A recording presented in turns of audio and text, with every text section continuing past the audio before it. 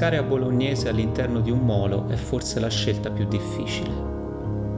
Questo pensiero si fa sempre più vivo dentro di me mentre mi avvicino allo spot e ripensando ai miei esordi come pescatore mi domando da dove scaturisce questa consapevolezza. Forse la capacità di catturare un pesce in situazioni più avverse conferisce maggiore valenza all'impresa?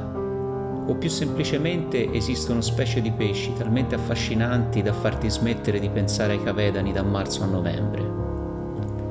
La spigola sicuramente rappresenta per me il prototipo del pesce perfetto, ma non saprei dire se cercandola a fondo con un verme di mare o un granchietto proverei le stesse sensazioni.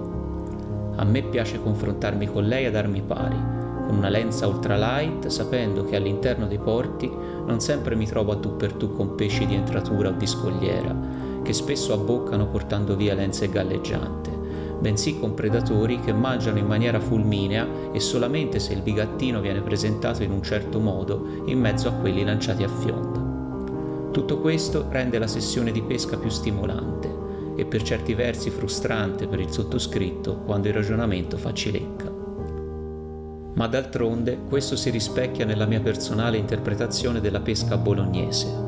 Chi ha paura del cappotto pesca sicuramente altrove e spesso con un approccio diverso. Ovviamente si tratta di una personale opinione, ma in fin dei conti parlo anche per esperienza diretta. Quando esco in fiume è sempre più probabile tornare a casa con qualche scatto. In foce o al mare diverse volte la macchina fotografica la porti più che altro a prendere della salsedine.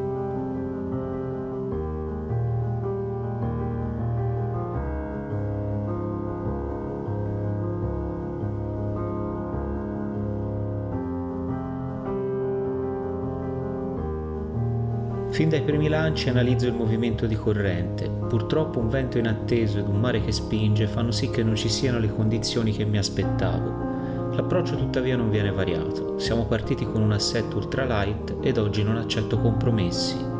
Galleggiante da 1 grammo per permettermi un maggiore controllo sul lancio, lenza madre del 14 e finale dello 0,10 in fluorocarbon. Scenderei ancora più in giù col diametro se potessi, ma gli ostacoli nei pressi del fondo e la presenza di barche fanno sì che se voglio avere la possibilità di aver ragione di un pesce anche di mezzo chilo, devo poter limitare al massimo le sue ripartenze.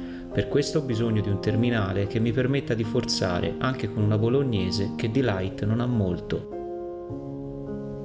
Amo ad occhiello del numero 26, forse eccessivo, ma è l'unica misura che mi fa stare tranquillo se voglio e devo innescare un solo bigattino.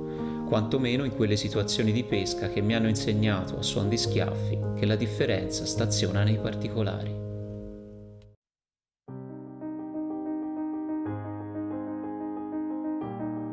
L'approccio è quello di sfruttare la trattenuta quando la corrente spinge dentro, mossa dalla marea montante su cui ci troviamo.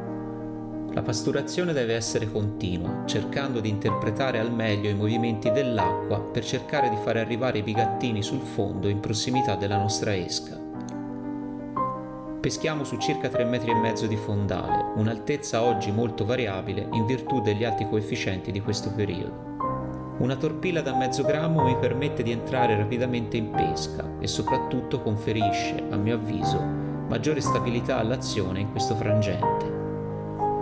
La piombatura scalare ammorbidisce la parte sottostante della lenza, che culmina con un finale di circa 60 cm, lunghezza dettata principalmente dalla necessità di mantenere la naturalezza dell'esca in acqua in combinazione con un amo mutuato dalla pesca a mosca.